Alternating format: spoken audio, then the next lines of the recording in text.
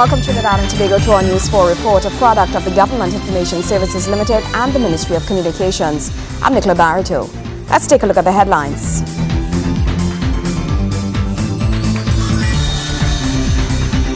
The Prime Minister officially inducted into the park in honor of UWI graduates who are or have been heads of government at the UWI Mona campus. 5 new postal stamps have been launched marking this country's 50th independence anniversary. And relief is coming soon to Trinidadians who are forced to endure bad roads every day. Thank you for joining us. Prime Minister the Honorable Kamla Persad-Bissassa was officially inducted into the park in honor of UWI graduates who are or have been heads of government at the University of the West Indies Mona campus. A special plaque was unveiled to commemorate Persad-Bissassa in the park, a former student and lecturer at the Mona campus. The Prime Minister was deeply honored to be added to the esteemed list of heads of government at the university's park. Speaking at the induction ceremony, the Prime Minister expressed her gratitude for the honor and praised the role of UWI in her journey that should be to success. As former student, lecturer at this campus, it is very full of pleasure and passion for me to be inducted into this park in honor of UWI graduates who are or have been heads of government, and yes, Mr. President of the Guild, of those of you who will also be inducted at some point in future. So it's also in honor of all those students who will come after, who will serve our nations to their best. And you can do it, Mr. President.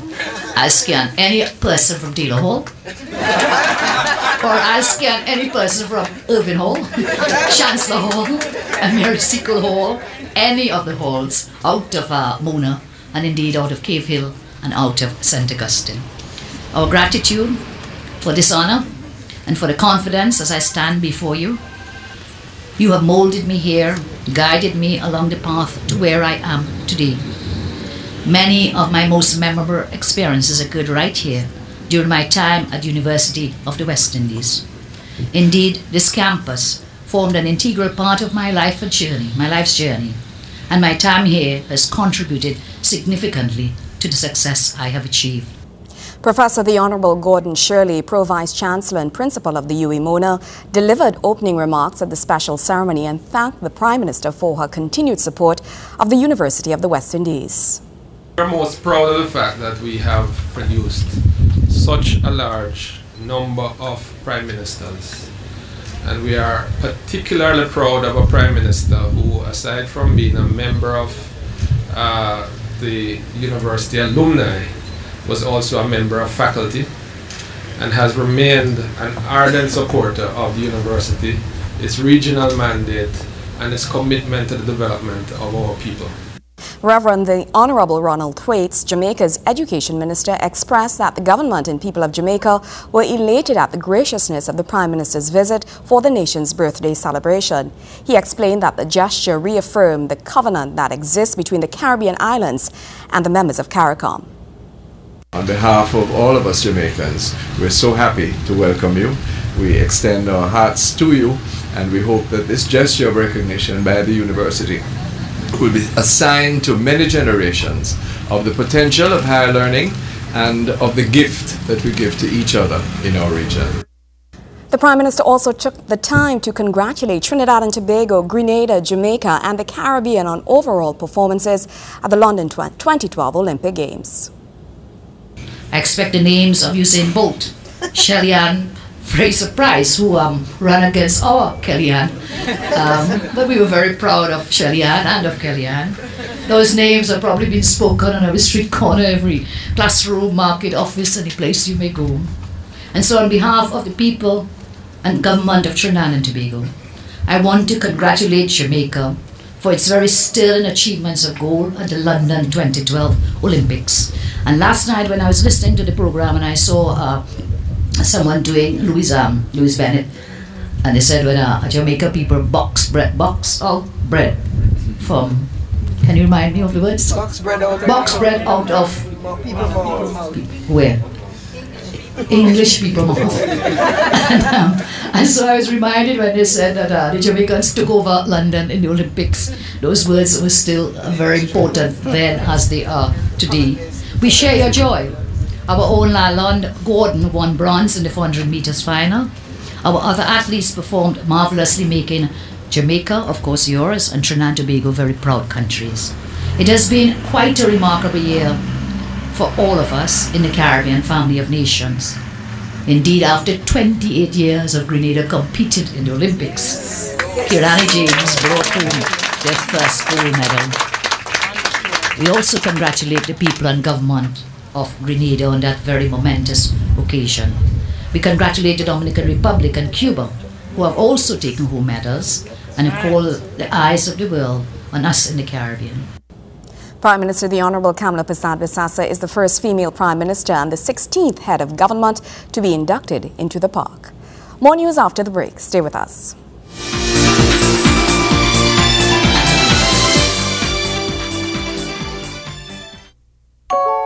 The iPhone 4S has an all-new camera with 8 megapixels and advanced optics. So it lets you capture stunning photos. And because it's an iPhone, you can do things you never imagined possible with a camera. So maybe the only camera you need is the one on the most amazing iPhone yet.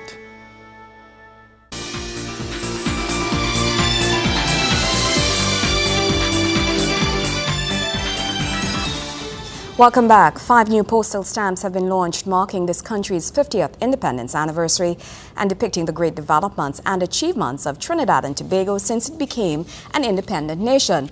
Public Utilities Minister the Honorable Nizam Bass says the new stamps will go a long way in promoting this country as they serve as ambassadors representing all parts of the globe. The stamp that we are unveiling today does just that. It celebrates the accomplishments of our nation over the past 50 years. The stamps will seal an indelible place in Trinidad and Tobago's history and remind us of our historical fight for freedom towards independence. Stamps are said to be a country's smallest ambassadors. They travel into households across the world, carrying a nation's identity and hopes on an international audience. The Public Utilities Minister addressing the launch of the pictorial exhibition and commemorative stamp issue in celebration of this country's 50th anniversary of independence. Minister Bach says 5 national emblems and eminent figures by which the new independent nation of Trinidad and Tobago was identified internationally as it transitioned from a colony to an independent nation were selected to be the commemorative stamps. They are the Independence Anniversary logo, the national flag, the country's first Prime Minister and Governor General, the first colonial seal, and the coat of arms. This special issue is composed of 5 $1 stamps, the first of which contains the image of the official 50th anniversary of independence logo, selected from among 625 entries to the logo competition hosted by the government of Trinidad and Tobago. The logo concept and design visually reflects the nation's journey in the Moko Jumbies, whose increasing heights represent growth and progress over 50 years of independence. The Moko Jumbies represent the Trinity Hills, as well as being an integral part of the culture of our people. The second $1 stamp depicts the national flag. On June 8, 1962, the Right Honourable the Secretary of State for the Colonies announced from London that it had decided at the historic Independence Conference that the colony of Trinidad and Tobago was to be granted independence on August 31st, 1962. This new status of nationhood meant that Trinidad and Tobago would need to have its distinctive national emblems, national flag, and coat of arms. This country has seen major changes and development in communication and technology over the years. The ancient typewriter, what was as a computer is to an office these days, may now seem foreign to many youngsters today. The old mailbox, still a few remaining across several parts of the country. Port of Spain's first streetlight, what was a huge development at that time, and the old telephones, which has evolved into a fantastic piece of technology and still is evolving quite rapidly. While reflecting on the great strides the nation has taken in advancing itself, the Public Utilities Minister is revealing major developments at TNTech, TSTT and TT Post. The Electrical Inspectorate Division recently moved into new, more spacious headquarters, and both Met Services and the government pantry are poised to do the same. TNTech is actively developing infrastructure to increase its capacity for transmission and distribution to meet the anticipated demands of our growing industrial and commercial sectors, while continuing to light community facilities and grounds throughout the country. And TSCT, tasked with the mandate of keeping pace with rapidly evolving technologies, is currently adding 4G to its mobile network. Already, the Wi-Fi zones created thus far have been a hit with the general public, and we look forward to the establishment of even more.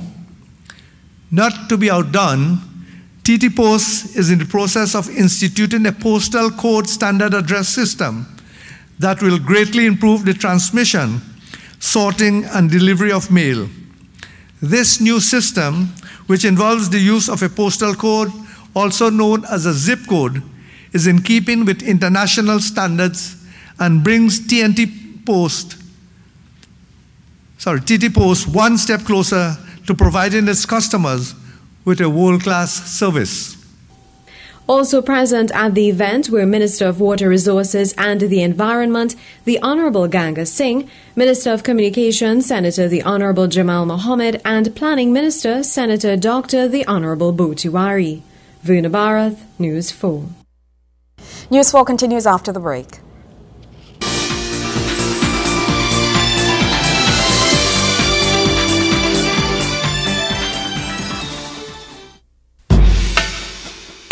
Honoring and respecting the elderly begins with you and me.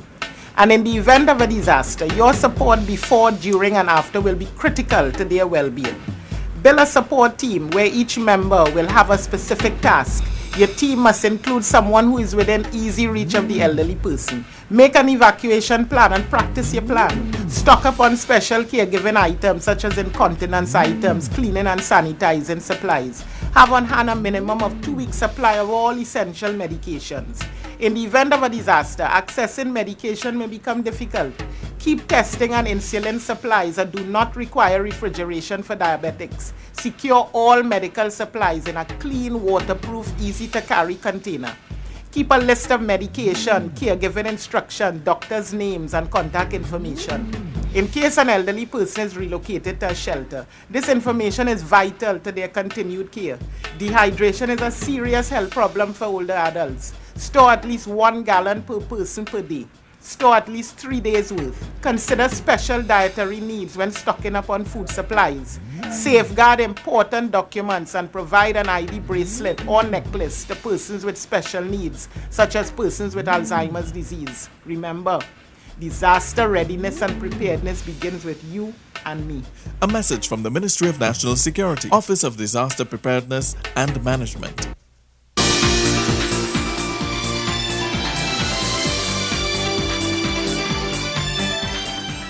Relief is coming soon to Trinidadians who are forced to endure bad roads every day. This is the promise being made by Works Minister, Senator the Honorable Emmanuel George.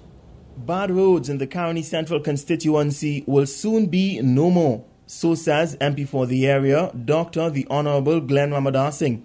He and Works Minister, Senator the Honorable Emmanuel George toured the area recently, and both say road repairs will start not only in that constituency but nationwide within the next few months. The Works Minister reveals that all MPs were written and have been asked to prioritize the infrastructural needs of their constituency. He says the Works Ministry, after receiving feedback, will then tackle the 10 or 15 most necessary works to be done in each constituency. Our intention is to work along with the MPs, and this morning I want to thank also my colleague Glenn Ramadar Singh for accompanying me on this tour. We want to, with the support of the MPs, to bring on board all of the larger infrastructural challenges that they face in their constituencies, and to see how we can get the funding for them in the first case, and after getting the funding provided in the budget, get the contracts out to get these jobs done. But essentially, we are trying to go through the constituencies, see what are the bigger challenges they face, and try to correct those over time. Minister George stresses that fixing all the nation's roads at once will be difficult due to financial and human resource constraints.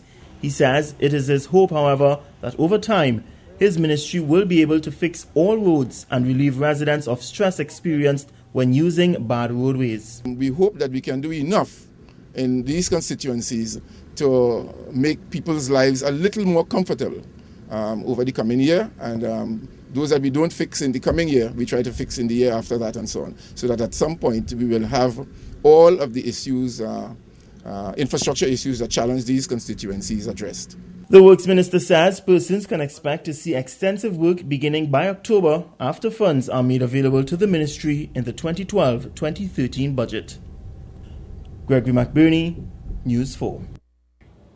Minister in the Ministry of National Diversity and Social Integration, Senator Mbao Mohini, says the Jubilee year will present a special opportunity for the archives to inform the national community of the rich and vibrant history of Trinidad and Tobago. The news comes following the launch of the Emancipation Exhibition 2012.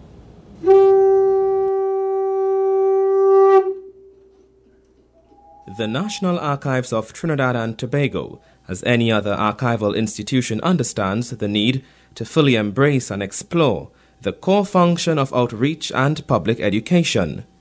In keeping with the theme, Forever Forward, Resistance and Renewal, Minister Mbao Mohini says the Emancipation Exhibition 2012 is an opportunity to reflect on the painful aspect of our history. The point I'm making is, on the one hand, we are talking about eradicating the negatives that would have been imposed on our people during the slave experience. But even after slavery, that negativity did not just evaporate, which we could not expect. As you would have seen in the Cambule riots of 1881 or the Jose riots of 1884. And therefore, what I'm talking about is a process to restore our people, a process to build a better community, which is part of the work of this very ministry, to build a more cohesive society. Considered the home of our nation's documentary heritage, Minister Mbao Mohini says the Emancipation Archive holds many of the records of the government dating from 1797 to present. It also holds records such as the past of enslavement, indentureship, colonialism, and independence. I like the theme of the exhibition, Forever Forward.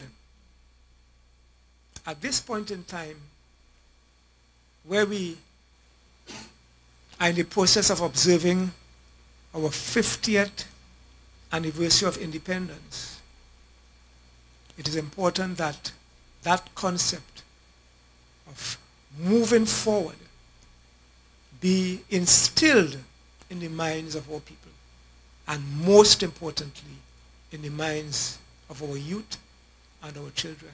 Minister Mohini says the National Archive will continue to preserve and provide access to these invaluable documents, and pointed out that the National Archive will continue to provide opportunities for citizens to engage with these records. As I was standing there listening to the national anthem, the thought came back to me, the importance of nationhood. Because we speak in terms of Trinidad and Tobago as being a nation. And we have a national anthem. We have our national flag. We have all of these things. But being on the same landmass and having all the paraphernalia is not what makes us a nation. What makes us a nation is having that common sense of purpose, that we are going in a particular direction to achieve something that could be to the benefit and to the interest of all of us, and that we are going to forge bonds of love, of unity. The National Archives of Trinidad and Tobago celebrates the emancipation of our African forefathers every year by staging an exhibition to commemorate the event. The exhibition features original documents from the archives collection such as slave return, schedules, slave claims, and relevant legislation. Joseph Lopez, News 4. Sport is up right after the break. Stay with us.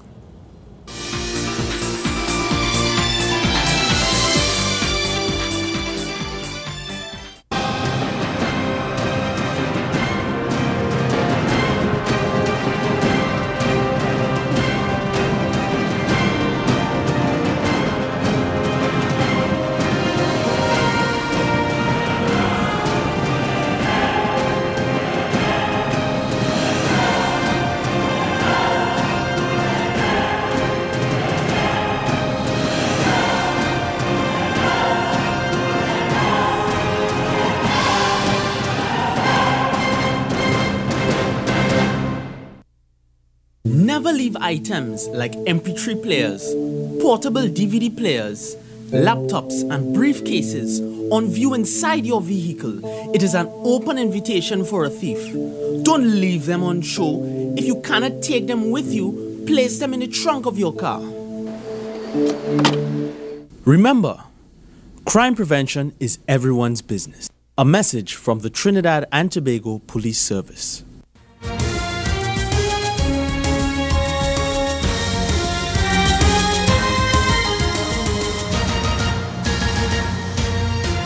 Thank you for staying with us. The news was sensational for Trinidad and Tobago in the field on the 12th day of competition at the London 2012 Olympic Games. 19-year-old Keyshawn Walcott advanced to the final round of the javelin with a fantastic final throw of 81.75 meters. The youngster from Toco will keep the flag flying in the final of the field event on Saturday. Seymour Hackett also did as proud as she ran her heart out in the women's 200-meter final, but failed to medal. The race was won by Allyson Felix of the United States, as Hackett finished down the field of world-class athletes on what was a hard-luck day for Trinidad and Tobago on the track. Our first athlete in action on the day was hurdler Wayne Davis, who did not advance to the final after finishing 6th in his 110-meter semi-final heat in a time of 13.49 seconds. But the day belonged to Keyshawn, who just recently received world-class equipment from the Sports Company of Trinidad and Tobago, which reaped immediate benefits as he captured the World Junior title prior to heading to London. Stepping away a bit from London 2012, we take a look at football and the latest developments in the Blink B-Mobile National Super League. Following match day 9 at the top and bottom of the standings showed little movement. Here's Wayne Cunningham with a full rundown of the scores. The game of the day on match day 9 of the National Super League was expected to be the top of the table clash between Westside Superstars and Wassa FC. But Mother Nature stepped in to put that clash on hold as it was abandoned due to a waterlogged field. That development meant that the Northern outfit kept its place at the top of the points table on 19, and Wassa also retained their third place with 17 points.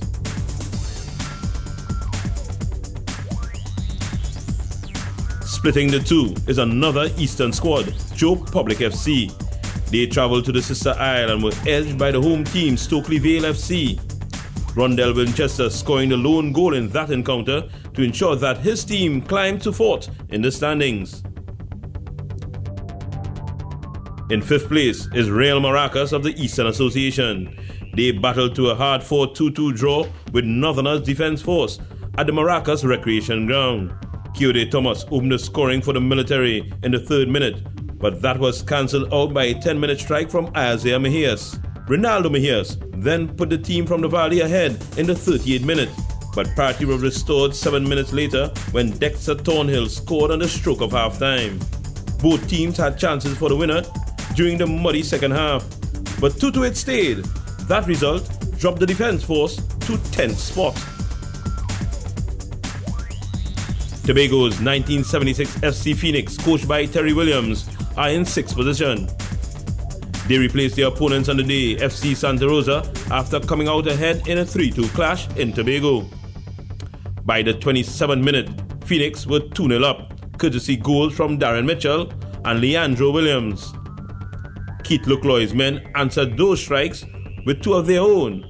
from Danilo Silva and the prolific Simba Aberdeen to level the scores at halftime.